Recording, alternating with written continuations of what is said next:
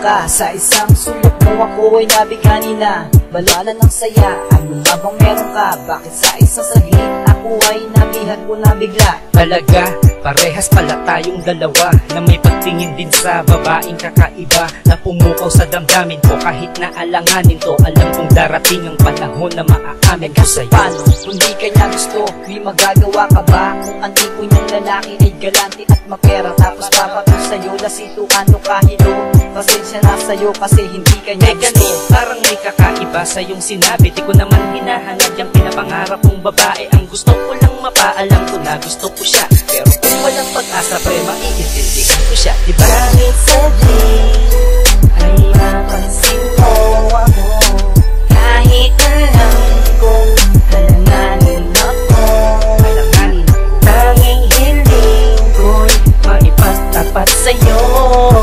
Ikaw ang inspirasyon ko. Sumasagi na naman siya sa aking isipan, kahit sa pagtulog ko ay napanaginipan. Halos yata ng oras ko itinuon ko sa kanya. Wala akong ibang hiling kundi ang katulad niya. Rose, di nga, seryoso ka na ba? Mukhang napapansin ko eh, nababalo ka na. Nakaka-addict nga kasi maski ako nadali pre. Wala tayong magagawa eh, napaibig nga kasi. Wow, ang galing, pati ikaw nadali rin. Nababaliw na nga ako, ikay nahihibang na rin. Kaya habang maaga pa, tigilan mo na siya. Baka magsisika, sampaling ka pa niya.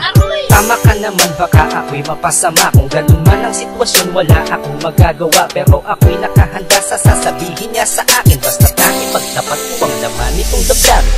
Kahit saglit ay mapansin mo ako, kahit alam kong halanganin ako, tanging hiling ko'y maipagtapat sa'yo.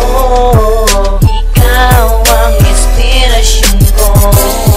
Inspirasyon ko. Kahit saglit, kahit nasaglit ay mapansin mo ako, kahit alam kong halanganin ako,